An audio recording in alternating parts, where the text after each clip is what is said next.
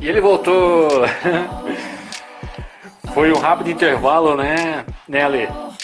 Paramos para comerciais e a gente está de volta. A gente parou em seus 15 anos de carreira. O que você faz assim de balanço da sua estrada? Assim, eu acho que hoje, como eu tinha dito antes, né, é, quando eu comecei, eu tracei alguns objetivos que eu consegui conquistá-los.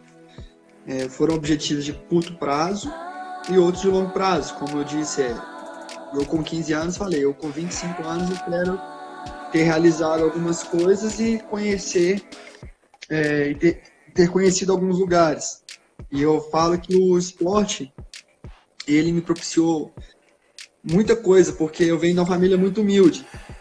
E eu conheço alguns países da Europa, por exemplo, porque o vôlei me fez conhecer, entende? Eu penso que se eu fosse depender única e exclusivamente da minha família, eu não teria ido, né, financeiramente. Mas graças ao vôlei eu conheci alguns países da Europa, conheço quase todos os estados do Brasil por causa do vôlei.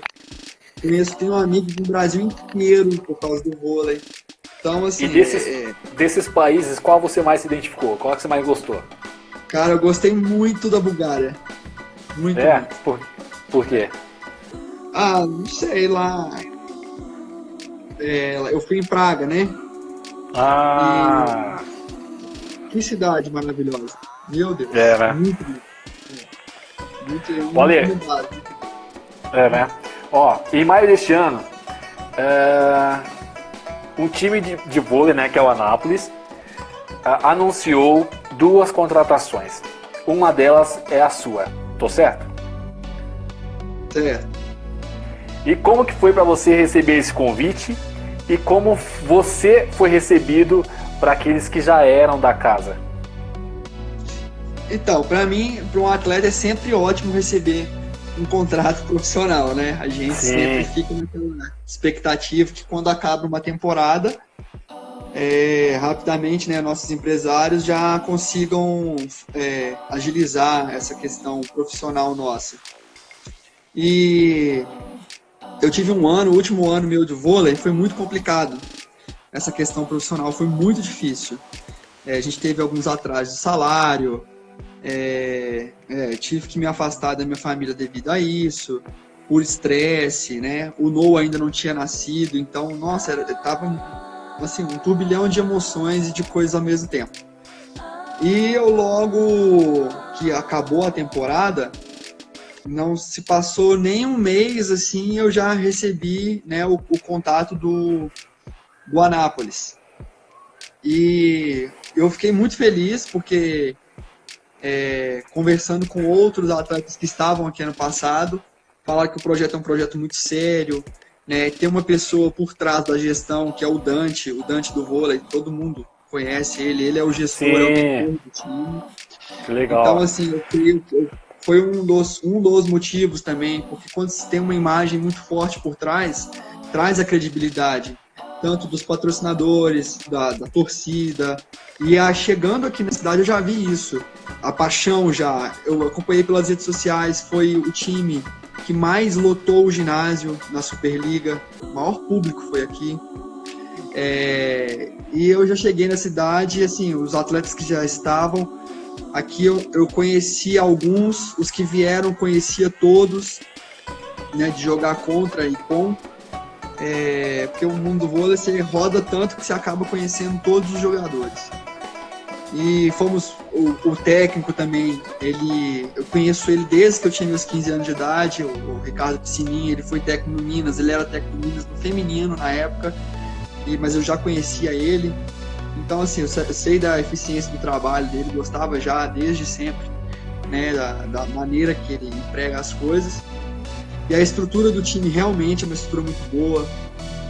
Agora recente, estão reformando o ginásio, né, para quando começar os campeonatos, os jogos oficiais, está tudo certinho. A questão da estrutura da cidade é muito boa. A estrutura do time, eu digo em questão de preparação física, médica, tudo, oferecem tudo. Então, assim, eu estou bem contente em ter vindo para cá, na esperança de mudar um pouco o meu último ano, sabe? Meu último ano não Sim. foi muito bom por N questões. E aqui eu vejo uma maneira de empregar e fazer as coisas diferentes para que eu possa acrescentar, somar ao time, né? E também receber uma parcela de acréscimo na minha vida. Mas é exatamente isso, né? Cada temporada que a gente vai passando na vida também, a gente acaba evoluindo, né? A gente vai sempre querendo fazer de melhor que a gente não conseguiu fazer antes ou que a gente não recebeu antes, né? Não é assim? Sim, sim, claro. Olha só, vou deixar você numa saia justa agora. Você deu uma declaração com a seguinte frase: espero, sobre o time Anápolis, tá? Espero crescer bastante e conquistar vários títulos. E como levantador, tem a sua estratégia de jogo ou cada adversário, time adversário, é uma nova surpresa? Como que é isso pra você? Assim, a gente chega num patamar da vida ou em alguma certa circunstância de time que você acaba entrando em um padrão de jogo, digamos assim. Só que cada jogo a gente tem um estudo, antes do jogo a gente pega o vídeo do adversário, estatísticas, né, questão de marcação, vê como o time, vamos supor, a gente pega os últimos 5 jogos, exemplo, os últimos 3 jogos do time adversário, e estuda em cima disso, o que o time tem feito constantemente, qual o padrão, e a gente estuda em cima disso, e cabe a nós montar uma estratégia em cima disso. Só que eu falo que o vôlei é muito imprevisto. A gente pode montar uma estratégia e nada do que eu montar acontecer. Exemplo, por variação de passe, de saque, de bloqueio. Então, assim, mas a gente já sai com um padrão. A gente sai uma maneira pré-determinada a começar o jogo. Mas eu acho que o vôlei é muito difícil, assim, de você definir certamente, esse time vai ganhar, vai acontecer isso. Já vi tanta coisa acontecer no vôlei que ninguém esperava, sabe? Mas a gente tem sim um start, né, uma maneira de trabalhar, um padrão para poder começar o jogo, mas ao decorrer tudo pode acontecer, né? Tudo muda, não é verdade? Tudo muda. Ó, pessoal que muitas vezes gosta de ver o time de vôlei, né, em quadra, mas tecnicamente talvez não entenda muita coisa, né?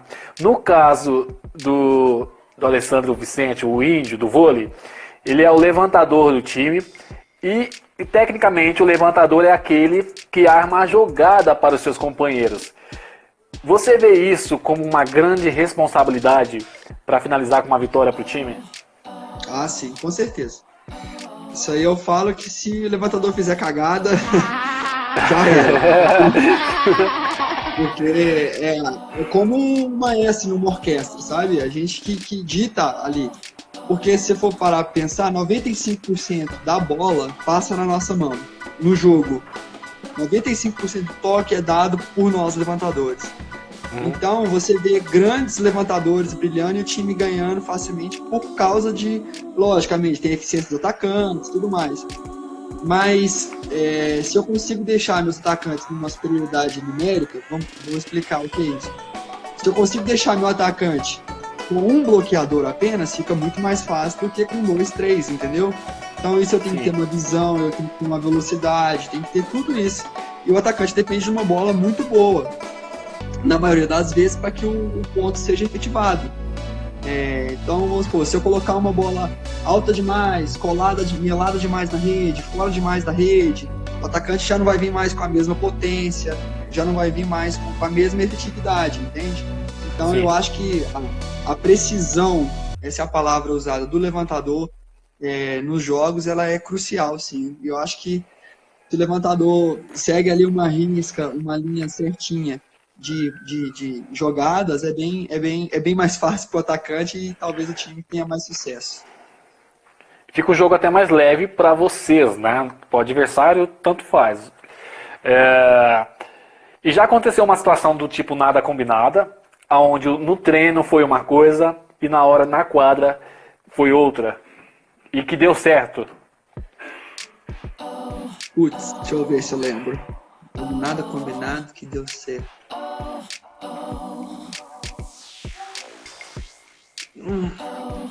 Assim, o que aconteceu comigo foi, numa dessas viagens para Europa, eu fui para a seleção brasileira juvenil. E aí, o nosso técnico, que estava na época, levou apenas um líbero. E geralmente são dois, né? Levou apenas um líbero, mas levou 3 levantadores.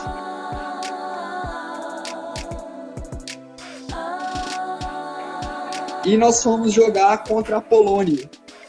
Isso na Polônia. E daí, eu não lembro o que aconteceu com o nosso líbero. Que eu nunca tinha treinado de líbero nem nada.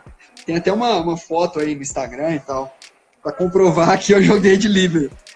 E aí, o técnico me colocou, falou, ó, Índio, como tava fazendo o rodízio dos levantadores, ele falou, eu vou colocar você como líbero e vamos ver o que dá. Eu falei, tá bom, tem, né?